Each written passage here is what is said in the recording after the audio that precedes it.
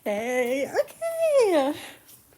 Hi, I've been wanting to talk about this, but it's time to just do it and do it imperfectly. When I was 16, I started a blog called 16 till 26, and it was my super adorable, ambitious, strong, confident, courageous declaration that I was going to write for 10 years and blog. I was going to blog for 10 years, not just write, and illuminate the path for everyone as to what the ages of 16 till 26 actually were like. It was just so sweet because I remember thinking, like, this is gonna be big. I'm going to write exactly about my experience. It's gonna be extremely vulnerable. It's gonna be groundbreaking. It's gonna be authentic, and it's gonna tell you how to do taxes. It's gonna tell you how to get your driver's license. It's gonna tell you how to apply for college. And of course, it was none of those things except for super honest and authentic and process based, patient and flexible and reflective of where I was at the time, at each stage of the journey. Guess what? I am 26 now. It's time to say goodbye. And it's really sad. I've been reflecting about this for months. I didn't even know I was going to make a video about it, but I want to backtrack because I'm currently feeling called to share online again. But there was really a point where I was a hater of social media. And that's crazy because social media is the crucible from which I was I was forged. I made a Facebook when I was 12. I made an Instagram as soon as the app came out. I have been growing up alongside these platforms. So much of my identity formation, my understanding of friendship, my understanding of social dynamics has all been through the lens of social media, where you are surveilling yourself constantly, declaring who you are constantly. You're living your life, but not in like a real way. It's like, not that it's not real, but you are perceiving yourself while you are also perceiving others. So you're kind of looking at your own depictions of yourself and trying to do this. You know how you come across, but then there's like an added level of like, I'm coming across as this and they're gonna think that I'm trying to come across as this, and like the added layer of intention and filtering behind the interactions and your presence online. Doing that to a 12-year-old, having a 12-year-old liking someone's status for a TBH, just in the silence of your own bedroom with no body language or nonverbal communication or tonal, like whatever, you are just forced to sit with the TBH, we should talk more. Like, you're forced to sit with the TBH, you're cool, or the TBH, you're kind of annoying. I just think that that is, we should pause on that. We should put a pin in that and think, what are the implications here? I know this is an old story.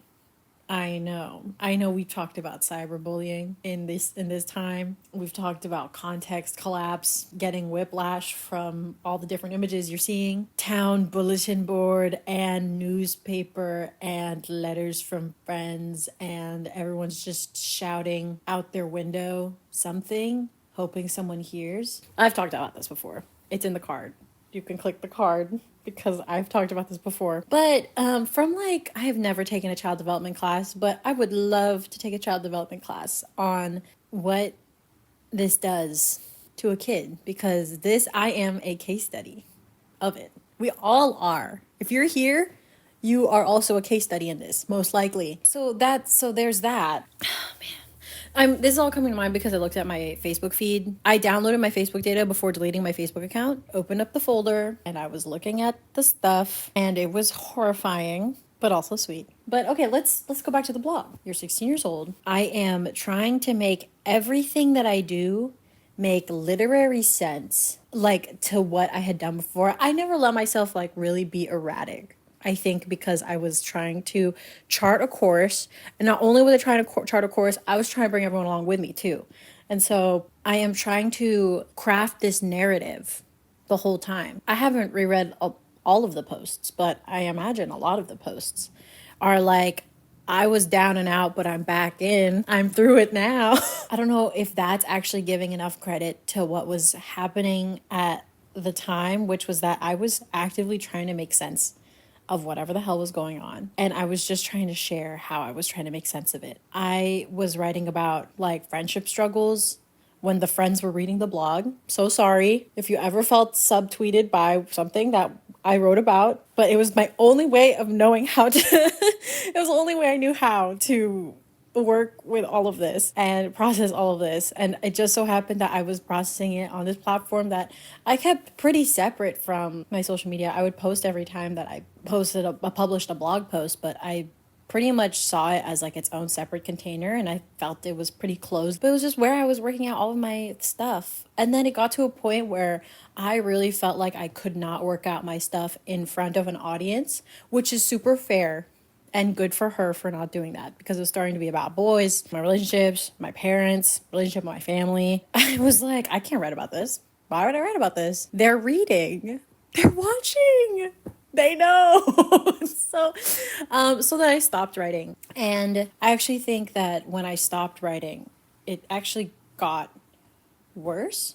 Well, there's no reason to say it's better or worse, but there was like an added complexity because processing in a public way, processing in a way where I knew someone was going to read it. I knew someone younger than me was going to read it. Someone that maybe looked up to me was going to read it. There was a reframing that I was doing and a processing that felt really helpful and felt really nourishing and good. And so when I stopped writing in that container, we were spiraling out. We were not comfortable with not having answers or little tiny bows on the way. I didn't know what to do. And because I didn't feel comfortable writing about other people, the only thing that I really wrote about was myself. I did not want to encroach on anyone's privacy, so that just kind of turned into me digging deeper and deeper into myself to share, not in a product way. This is what I have to talk about. Like, this is all I have to talk about. All I have is my inner world to share with you, because I'm not going to share other people's business. And then I had like this huge identity crisis. I think all of college was like kind of one big identity crisis, because in the vein of this charting the course, doing the things, ABC step by step, we're doing it right, we're getting A's, we're doing it well. I get to college and I'm like, hey, the path that I was gonna take, it's really hard and I actually am not interested in it. I actually don't like it. I felt like, hey, someone told me that if I go to Stanford, everything's gonna be good. I'm gonna be set for life. Those are the words. I'm gonna be set for life.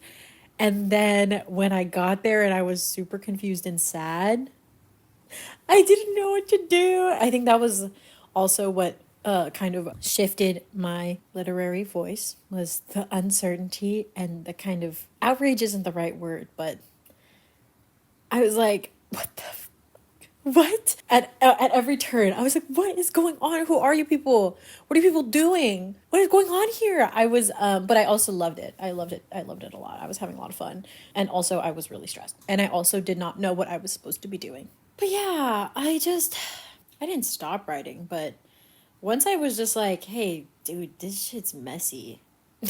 Everyone's gonna have a little different flavor of this. I'm not charting any course for anyone except myself. And I think that's actually what happened, was that I realized like, hey, this is really individual. This is really personal. I don't need to be putting all this online, but I am figuring this out for myself. But this is just going to be a place where I can check in from time to time. I think a lot of these people grew up with me. And then the questions just got gnarlier and gnarlier and bigger and bigger. And then we had a pandemic.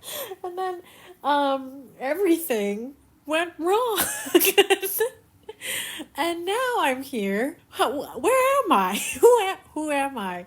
I think I'm more me than I have been in the past 5 years, so I'll drink to that. But hey, what happened in the past 5 years? What is going on? I say 5 years because I'm having my 5-year reunion this October for undergrad. What?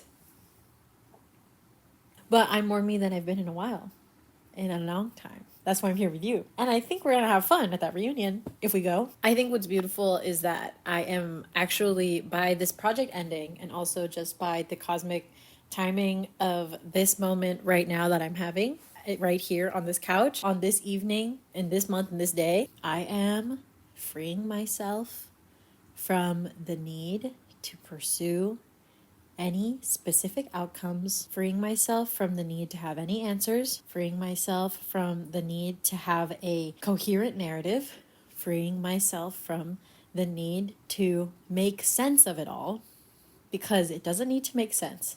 It just needs to be meaningful. I am in the business of meaning making now, just trying to eke as much meaning and fulfillment and joy and love and pleasure and goodness from every day, every moment, every pursuit, every project that I do. Don't need to become the expert. I don't need to become a guru. I don't need to become an authority. I don't need to have the answers for anyone, not even myself.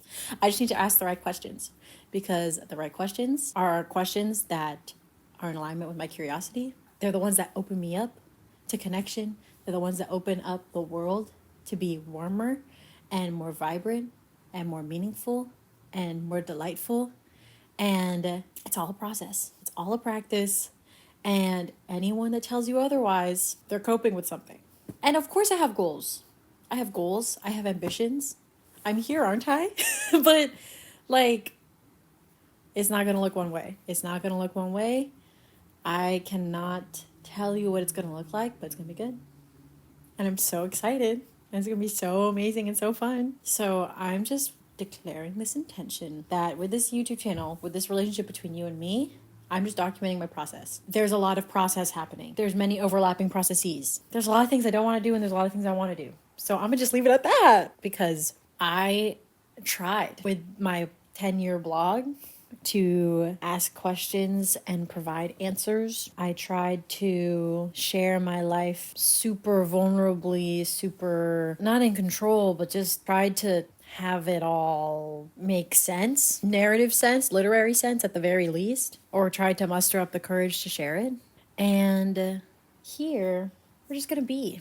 We're just gonna be here together. It's just gonna be fun and nice. I want that, and I deserve that. I would deserve a fun place to explore and a fun place to connect. Fun, delightful, colorful, nice space to hang out. Because these platforms, I used to think that I needed Instagram. I used to think I needed Instagram. I used to think I needed my blog. I used to think I needed my Facebook at varying times in my life since I was a teenager. I used to think I needed those things to tell others who I am, or to even reflect back to me who I am. But the truth is that these platforms work for me. They need us more than we need them. So we get to take charge of how we interact with it. We cannot let it force us to do things that don't feel good. We don't have to give things attention that we don't want to give attention to, because we have full agency here. There's a lot of creativity in the ways that we interact with this platform, including this.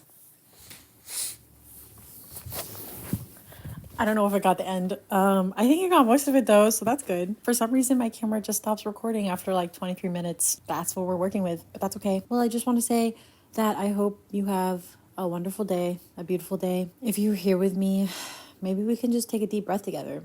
We just take a few deep breaths.